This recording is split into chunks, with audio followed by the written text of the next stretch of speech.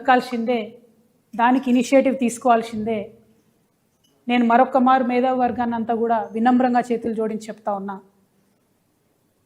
ఈ రేవంత్ రెడ్డి గారికి, real estate వ్యాపారం చేసే రేవంత్ రెడ్డి గారికి భూమి అంటే ఆయనకు ఒక ట్రాన్సాక్షన్ కావచ్చు, కానీ నా పేద బీసీ ఇంటి ఆడబిడ్డకు భూమి అంటే ఒక ఇమోషన్. నా పేద దళితులకు భూమి అంటే ఒక ఇమోషన్. నా ఆదివాసీలకు భూమి అంటే పంచ ప్రాణం. వదిలిపెట్టి ఉండలేరు, అడవిని వదిలిపెట్టి, భూమిని వదిలిపెట్టి.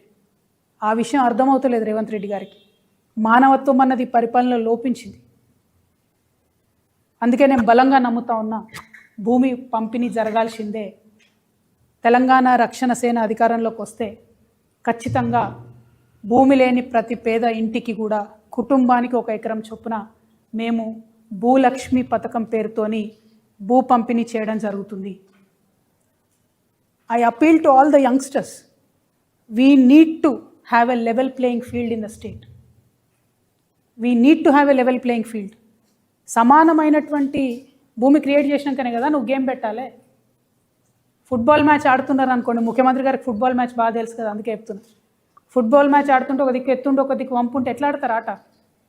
వంపులు ఉన్నోడు ఏదో గోల్ కొట్టగలుగుతాడు. ఇవాళ పేదవాళ్ళ పరిస్థితి అదే కదా. అందుకే భూమి పంపిణీ జరగాల్సిందే. పేద బీసీలకు కానీ, ఎస్సీలకు కానీ, ఎస్టీలకు కానీ, అగ్రవర్ణాలు ఉండే పేదల్ని కూడా న్యాయం చేయగలిగే ఏకైక పార్టీ తెలంగాణ రక్షణ సేననే అవుతుంది.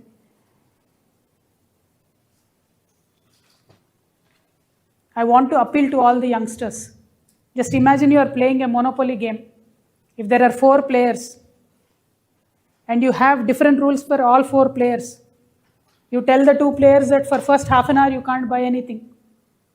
Don't you think there is a disadvantage to the 2 players who cannot buy anything in the first half an hour? I'm sure you understand this analogy. That's why I'm telling you this. When TRS is taking a drastic decision like redistributing the land, please do not jump to a negative conclusion. Think from a point of view where there is no level playing field. How do you create it? How do you create an egalitarian society? Think about that.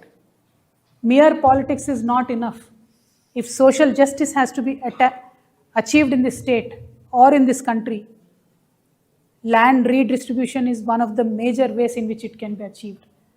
Telangana Rakshana Sena firmly believes in it, and that is why today we are launching a scheme called Bhulakshmi.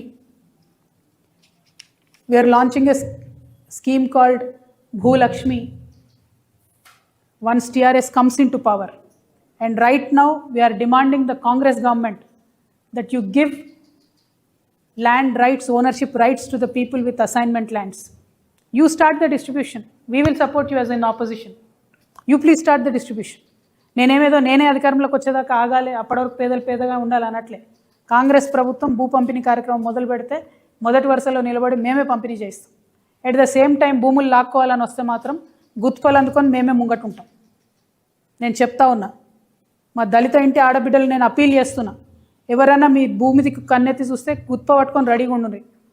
ఎవరు వస్తారో నేను చూస్తా. అడిగేటోళ్ళు లేరు అనుకుంటున్నారు, కుదరదు అట్లా. రేవంత్ రెడ్డి గారికి వాళ్ళ కుటుంబ సభ్యులకు 100 ఎకరాల భూమి ఉంది.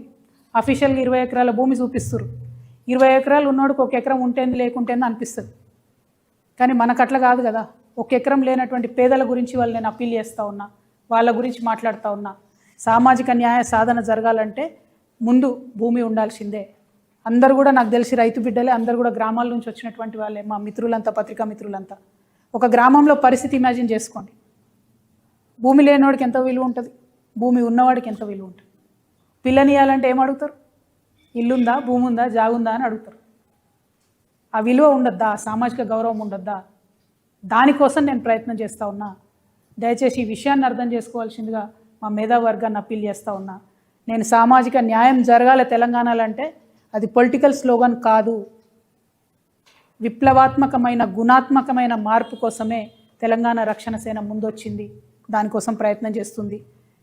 ముఖ్యమంత్రి గారు, మీరు సామాజిక అన్యాయం చేస్తున్నారు, దాన్ని సరిచేయండి. బడ్జెట్లో సరిచేయండి, పొజిషన్స్లో సరిచేయండి, 42% రిజర్వేషన్ కోసం సరిచేయండి. మీరు బాగా సామాజిక న్యాయం అంటున్నారు కదా, పోదాం పండి ఢిల్లీకి, మరి అడుగుదాం మోడీ అంకుల్ని 42% రిజర్వేషన్ బిల్లు పాస్ చేయమని.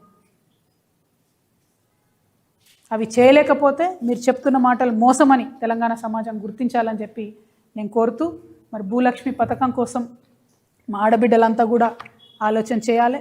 మీ ఆడబిడ్డగా సమాజంలో గౌరవం సాధించాలంటే ప్రతి కుటుంబానికి కనీస ఆస్తి ఉండాలి, 1 ఎకరమన్న జాగు ఉండాలని బలంగా నమ్మే వ్యక్తిగా నేను ఈ పథకాన్ని ప్రవేశపెడతా ఉన్నా. మీ అందరి సంపూర్ణ మద్దతు, ఆశీర్వాదం తెలంగాణ రక్షణ సేనకు ఉంటుందని చెప్పి భావిస్తున్నా. Thank you. జై తెలంగాణ.